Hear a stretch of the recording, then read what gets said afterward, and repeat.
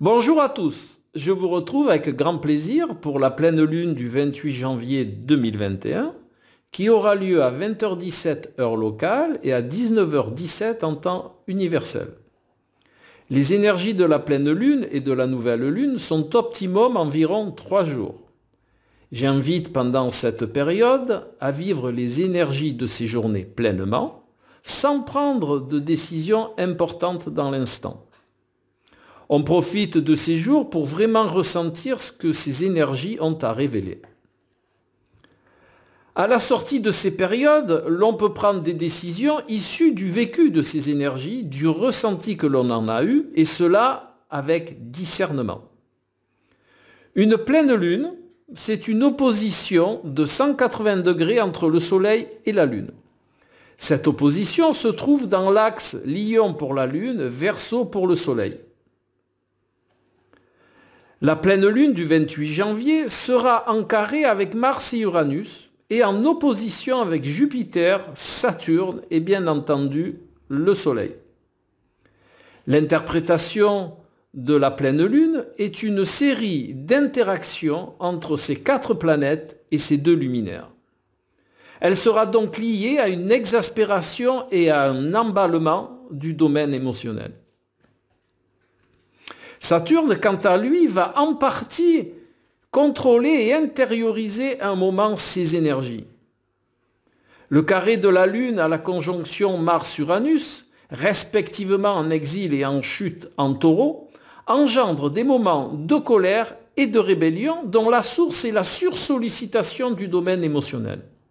Cet état est amplifié par la rumination induite par le signe du Taureau. La gestion de la colère et la maîtrise de soi vont être les 2 qualités à mettre en œuvre durant cette période. L'énergie lunaire qui se veut familiale, associative, ouverte au cercle des proches, est en Lion et opposée à son gouverneur le Soleil, signe de l'individualité. Vous comprendrez bien que la Lune, là, n'est pas dans son élément. Cela va engendrer une dualité entre les besoins personnels et les besoins au sein de la famille et avec les proches. En cette période de travail à la maison, cela crée des tensions internes et externes. Cela peut entraîner des conflits et des crises qui entament la patience et l'énergie. Des périodes d'apathie sont possibles. Cette pleine lune trace un T carré construit d'une opposition et de 2 carrés, qui indiquent qu'il va être difficile de s'opposer, de se détendre. C'est un aspect qui pousse au dépassement de soi pour surmonter un état de tension. Le conseil que je vous offre est de rester à l'écoute de soi, d'œuvrer sur l'adaptabilité, la patience, et de percevoir le côté positif de cet état de tension qui renvoie toujours un domaine sur lequel il est utile de faire focus. Les états de tension peuvent être l'occasion de vous délester de ressources obsolètes et limitantes.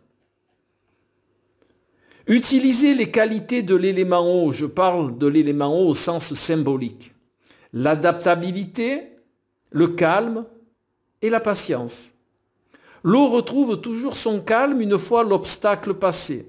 Elle n'est jamais dans la résistance, elle s'adapte. Voyons maintenant les énergies au niveau de la France. Cette période va continuer d'être difficile et compliquée.